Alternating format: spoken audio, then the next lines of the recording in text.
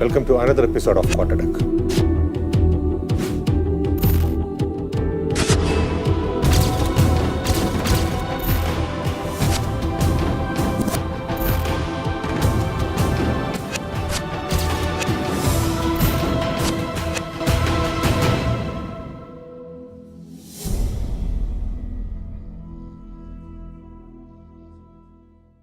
Welcome to another episode of Quarterdeck.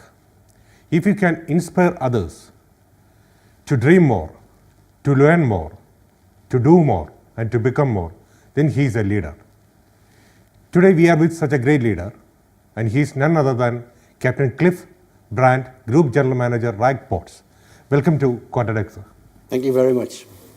So please brief us more about Ras Al Khaimah Port Freezone, its inception and its activities. Well, first of all, thank you very much for inviting me here today. Ras Al Khaimah City Centre Port, we've decided to allocate part of the port as a free zone facility, and in doing so with the hope of attracting some customers to the area. Prior to this, Ras Al Khaimah Port, which is in the city centre of Ras Al Khaimah, was entirely covered by the ISPS area. Now that we've separated part of it into a free zone, we're hoping that it will become a lot more user-friendly to anybody who would like to conduct business in that particular zone. The role of free zone in welcoming UAE's warm reception of investors is commendable. In your perspective, how does Ras Al Khaimah Port Free Zone is planning to attain this? As we know, there are a number of free zones in the Emirates. The uniqueness about the free zone in Ras Al Khaimah Port is it's actually contained within a port. And the free zone itself is only metres away from the quayside. So anybody who has business which is connected with the water or with its shipping will find this a very attractive location. In addition to that, access in and out of this free zone is very easy, very user-friendly, and we work hand in hand with the authorities to make this especially attractive to any clients who wish to do business with us. So we certainly feel that having a free zone within a port, very close to waterside access gives it a good advantage amongst other free zones. Any expansion plans in the offing? For that port, we are hoping to move into the cruise business, which we should be moving towards at the end of next season. And we're also looking to attract general dhow business for a variety of cargoes. But our main focus at the moment is to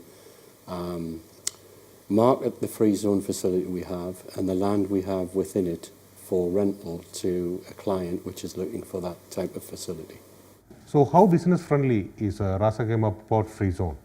How is it more favorable to the upcoming businesses in the area? The free zone in Ras Al Khaimah Port is friendly to customers primarily because we have a small management team. Customers' concerns can be addressed quite easily. We work very closely with the authorities, the police, the CID, immigration, and any issues we like to think that we can resolve more or less straight away. There is no, lengths of bureaucracy to go through. The port itself is a small port when you consider other ports in the Emirate, and because we have a dedicated management team, we believe we can look after customers' requirements. And again, we believe that this is a unique offering we have at this particular port. In every organization, human resources are one of the most important factors. Do you have any specific criteria set to identify the exact professionals to the industry? Yes, we do. I mean, we obviously, the Ras Al Khaimah Port is part of 5 ports in Ras Al Khaimah, and it takes a lot of its management resource from the bigger ports in the area, and we hope that we can address all the concerns any customers may have in that particular area. Yes, we have criteria in selecting the employees who work for the 5 ports in Ras Al Khaimah, not just Ras Al Khaimah Port. A lot of our employees need to be qualified, they need to have the correct experience. And we draw on employees from a number of locations. I myself am from the UK, but we have a lot of people who work for us who are from India and Pakistan, Egypt, and really it depends on their skill set and experience, but we apply a strict criteria to the people that come and work for RAK Ports. Suppose if you're directly selecting an employee towards your organization, what are the first 5 factors that you are looking towards him? Yeah, I mean, the first 5 factors we would look for when you're interviewing any candidate, I think the first and foremost is general appearance and the attitude of the particular candidate. We like to see somebody who is well turned out, who is keen on working for us. And then, of course, we would look at his background, especially his previous experience in the industry or related to the post that he is applying for, what qualifications he has. And I think last but least, we would obviously find out the reasons why he wanted to come and work for RAK Ports and why he found out and why he finds RAK Ports an attractive company to work for. You mentioned before that accessibility towards the port is one of the key factors that attracts the customers. Can you explain on this part more? Yes, absolutely. Normally to get into a port you would have to go through rigorous security clearances, and certainly in relation to our other ports you would need to apply for a pass 24 hours in advance. With the Freezone facility in Ras Al Khaimah Port, with it being entirely separate from the port, although attached to it, you would not need to go through this process. There would be access on a 24-hour basis, and security clearance, although it is necessary, would be simplified. So we'd like to give the message that access to and from a free zone attached to a port is not as rigorous as it would be in any other port. Normally for the port entries, security measures are making a problems to the tenants. What are the measures taken by the RAK Port Free Zone to overcome this? Yes, absolutely, you have a point. Security in the Emirates is tight, especially when it comes to seaports and airports. In the case of Ras Al Khaimah Port Free Zone, we have a separate gate access into the free zone, which doesn't have the stringent security requirements as the port itself does. In addition, the security gate is manned by our own employees, and these employees are aware that tenants within the free zone need to get on with their business.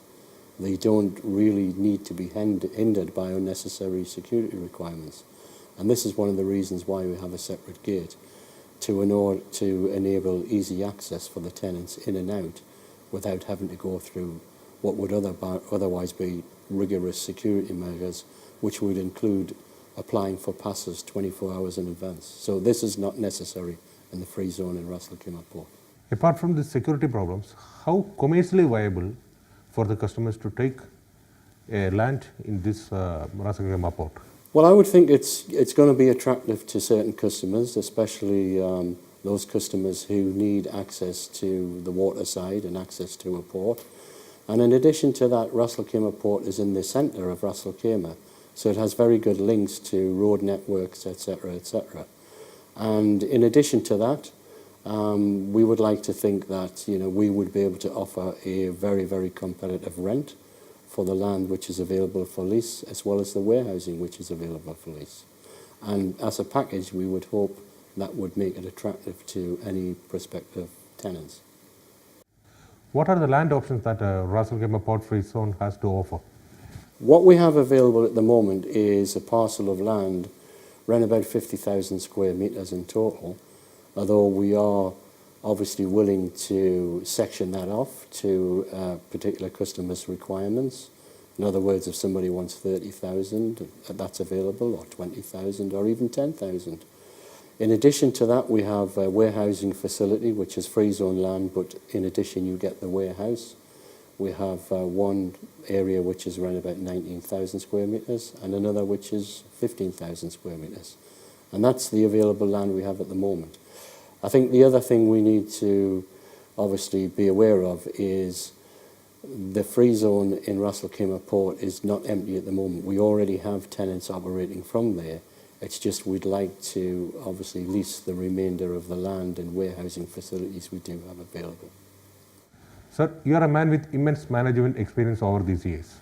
It's always motivating or it's inspiring for the generation like us to speak to you and get your experience and your working style on overcoming this stress, this work pressure, everything.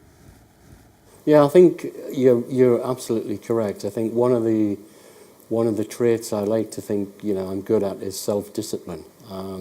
You need to discipline your day. You need to come into work in the morning. You need to set about your tasks, and self-discipline is very, very important. When it comes to dealing with staff members, you need to be a good listener. You need to listen to everybody's point of view, and you need to be fair and equitable. You also need to have a good work-life balance. Work is not all about work. You need to have a family that you need to obviously support and catch up with on a daily basis. And it's all about a happy balance and making sure that the guys, the employees, the people that report to me, they are happy in what they do. And most importantly, the voice is listened to. And I think one of the things which I have to say as a manager, and having been a manager for a number of years, as well as master at sea for a very, very long time, you have to be a very good listener and you have to understand what people are trying to tell you. And you have to have a great degree of empathy. What are your achievements and accomplishments during these years? I started my career back in 1971. I joined the Merchant Navy, and within a matter of 10 years I had achieved a Master's Certificate of Competency, and then I began my sea-going career. I was Master at Sea for another 10 or 15 years. I came ashore when I was 41 years old and worked for the UK government as a marine accident investigator, which took me around the world investigating marine accidents, many accidents with large loss of life. From there I moved to Gibraltar, where I became the Maritime Administrator for the Government of Gibraltar, looking after all their registered ships, of which there was about 300. From there I moved on to become the Chief Executive of Gibraltar Port Authority. I then moved back to the UK and took up the role of Harbour Master Marine Director for Harwich Haven Authority, which encompasses the Port of Felixstowe, the biggest container port in the UK.